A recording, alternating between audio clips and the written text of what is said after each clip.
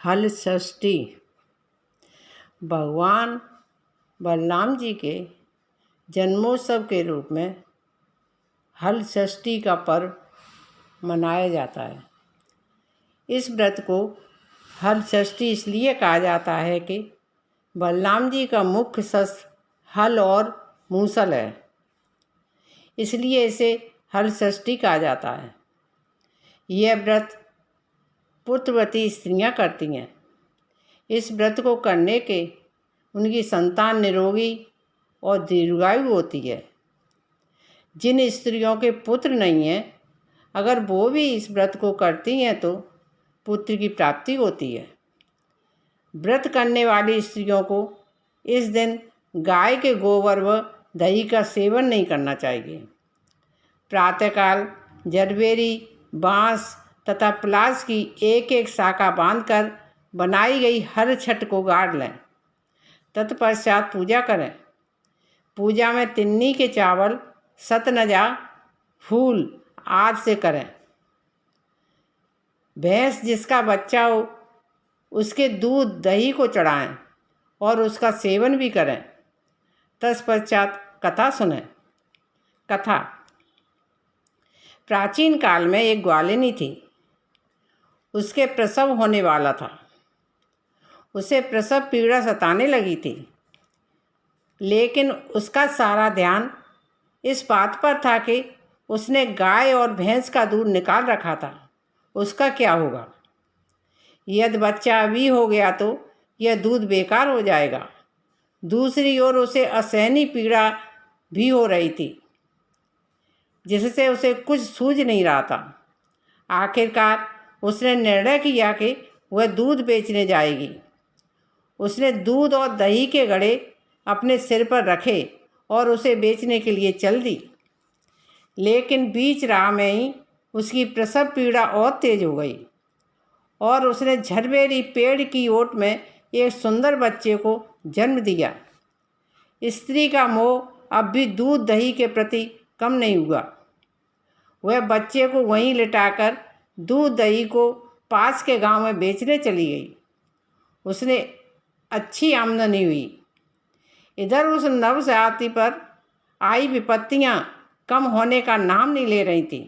एक तो जन्म के बाद उसकी माँ ने उसे यूं ही जंगल में अकेला छोड़कर चली गई थी। दूसरी ओर पास ही के खेत में काम कर रहे किसान के बैल भड़क गए, जिससे हल का फल उस नवजात के सीने में धंस गया और वह मृत्यु को प्राप्त हो गया। संयोगवश उस दिन हल षष्ठी थी। किसान ने जब यह देखा तो बहुत दुखी हुआ। उसने उस नवजात के सीने में टाँके लगाए और उसे वहीं छोड़कर अपने स्थान को चला गया। जब नवजात की माँ वहाँ पहुँची और बच्चे को इस हालत में पाया तो वह उसे एकदम से सब कुछ समझ आ गया कि यह सब उसके पापों की सजा है। उसने जो दूध झूठ बोलकर गांव वालों को बेचा है, उसकी सजा उसे मिल गई है। उसके अंतर्मन ने उसे प्रायश्चित करने को कहा तो वह गांव वापस गई। वहाँ गली गली में घूमकर अपनी आप बीती सुनाई। कैसे उसने झूठ बोलकर दूध बेचा और कैसे उसका नवजात बालक मृत्यु को प्राप्त हो गया। उसकी बात सुनकर लोगों को उस पर दया आ गई और उन्होंने उसे माफ़ करते हुए आशीर्वाद दिया। इसके बाद जब वह ग्वालिन वापस उसी स्थान पर पहुंची जहां उसने अपने बच्चे को छोड़ा था, तो वहां यह देखकर आश्चर्यचकित रह गई कि उसका बच्चा जीवित है। उसी क्षण उसने निर्णय कर लिया कि आगे से वह कभी भी झूठ नहीं बोलेगी और झूठ बोलने वाले को ब्रह्म हत्या के समान समझेगी। दूसरी कथा। एक समय राजा युधिष्ठिर ने भगवान श्री कृष्ण से कहा कि आपने संसार की भलाई के लिए ही अवतार धारण किया है। इस समय सुभद्रा और द्रौपदी अपने पुत्रों के मरने के शोकाग्रस्त हैं तथा अभिमन्यु की स्त्री उत्तरा का गर्भ भी अश्वत्थामा के ब्रह्मांड से खंडित हो गया है। माता पिता को संतान के बिना अत्यंत दुख है। अतः हे प्रभु, आप कोई ऐसा व्रत, दान अथवा उपाय बताएं जिससे कि माता पिता संतान शोक से दुखी न हो और उत्तम दीर्घायु तथा स्वस्थ संतान उत्पन्न हो। यह सुनकर भगवान कहने लगे कि हे राजन, मैं तुमको एक व्रत बतलाता हूँ जिसको नियम पूर्वक करने से खंडित गर्भ भी जीवित हो जाता है तथा संतान दुखी नहीं होती है। राजा युधिष्ठिर के पूछने पर भगवान श्री कृष्ण ने कहा कि प्राचीन काल में सुभद्र नाम का एक प्रसिद्ध राजा था। उसकी रानी का नाम सुवर्णा था और उसके एक हस्ती नाम का प्रतापी पुत्र था जिसने अपने नाम से हस्तिनापुरी बसाई। राजपुत्र एक दिन धात्री के साथ गंगा जी में स्नान करने गया और गंगा जी में जल क्रीड़ा करने लगा। इतने में ही एक ग्राह उसे जल में खींच ले गया। यह सुनकर रानी सुवर्णा बहुत दुखी हुई और क्रोध में उसने धात्री के पुत्र को धधकती हुई अग्नि में डाल दिया। तत्पश्चात राजा और रानी अपने अपने प्राण त्यागने को तैयार हो गए। वह धात्री भी अपने पुत्र शोक में किसी निर्जन वन में चली गई। वह धात्री वहाँ पर सुनसान मंदिर में शिव जी, पार्वती तथा गणेश जी की पूजा करने लगी। प्रतिदिन पूजन व ध्यान करके वह तृण धान्य तथा महुआ खाया करती थी। भगवान बोले कि हे राजा युधिष्ठिर, इस प्रकार व्रत करते हुए उसके प्रताप से भाद्रपद मास की कृष्ण पक्ष की षष्ठी के दिन नगर में एक अद्भुत दर्शन हुआ कि एकाएक धात्री का पुत्र अग्नि में से जीवित निकल आया। राजा रानी ने भी उस धात्री के पुत्र को अग्नि में से निकलते हुए देखा, जिससे उनको बड़ा आश्चर्य हुआ। उन्होंने पंडितों से उसके जीवित बचे रहने का कारण पूछा। इसका रहस्य बताने के लिए शिव जी की आज्ञा से दुर्वासा ऋषि वहाँ आए। राजा ने दुर्वासा ऋषि को आया जानकर उनकी अगवानी करके अर्घ आदि से उनका पूजन किया तथा बारंबार नमस्कार करके धात्री के पुत्र के जीवित निकलने का कारण पूछा। दुर्वासा ऋषि ने कहा कि हे राजन, उस धात्री ने वन में जाकर नियम पूर्वक अति भक्ति भाव से भगवान शिव जी का, कार्तिक के स्वामी का, पार्वती तथा गणेश जी का ध्यान, पूजन, स्मरण इत्यादि श्रद्धा सहित तथा नियम पूर्वक व्रत किया है। यह उस व्रत का ही प्रभाव है जिसके कारण धात्री का पुत्र जीवित ही मिल गया। अतः आप भी वहाँ जाकर यह धार्मिक कर्म करें। श्री कृष्ण जी ने राजा युधिष्ठिर से कहा, हे राजन, राजा और रानी ने दुर्वासा ऋषि को विदा कर दिया। तदुपरांत वे दोनों को साथ लेकर उस धात्री के निवास स्थान वन को गए। वहाँ राजा रानी तथा धात्री पुत्र ने उस धात्री को भगवान शिव का कुश पिलास ढाक से नीचे अति श्रद्धा के साथ पूजन अर्चना करते हुए देखा। राजा ने धात्री को उसके पुत्र से मिला दिया। धात्री ने राजा को इस उत्तम व्रत के लिए महात्मा और सविस्तार बता दिया। उसने कहा कि हे राजन, जिस दिन से आपने भय से त्रस्त में यहाँ आई, मैंने केवल वायु को ही भोजन करते हुए भगवान शिव, कार्तिकेय, पार्वती जी एवं गणेश जी की पूजा की है। एक दिन आधी रात के समय स्वप्न में भगवान शिव ने मुझे दर्शन दिया और कहा कि तेरा पुत्र जीवित हो गया है, क्योंकि तूने हमारा व्रत एवं पूजन बड़ी श्रद्धा एवं भक्ति से किया है। यह तुम्हारी रानी भी इस व्रत को विधिपूर्वक करे तो उसका पुत्र भी उसको जीवित मिल जाएगा तथा और भी बहुत से पुत्र उत्पन्न होंगे। भगवान श्री कृष्ण ने राजा युधिष्ठिर से कहा, राजन, भादों के महीने में कृष्ण पक्ष की षष्ठी को यह व्रत उत्तम माना जाता है।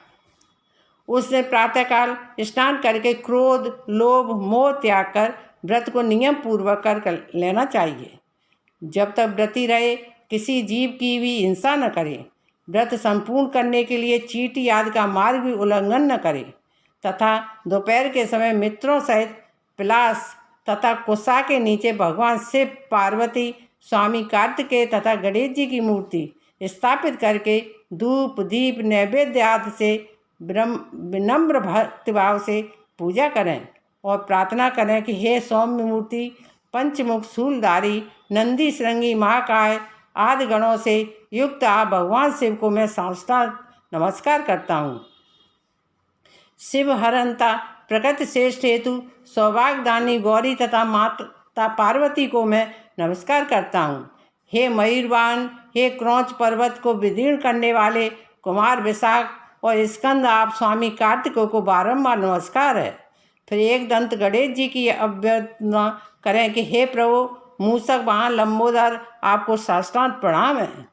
इस प्रकार इन चारों देवताओं की भली प्रकार पूजा करें।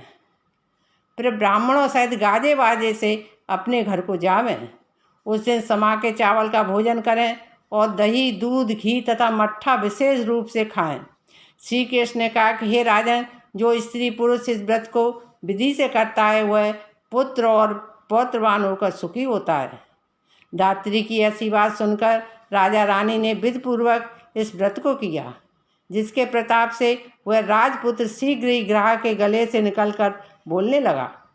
यह चमत्कार देखकर राजा रानी ने भगवान शिव के चरणों में नमस्कार किया।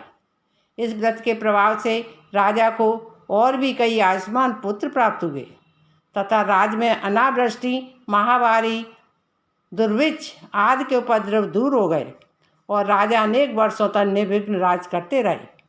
श्री के भगवान ने कहा, हे युधिष्ठिर, यदि उत्तरा भी यह व्रत नियम पूर्वक करे तो उसके सब दुख दूर हो जाएंगे।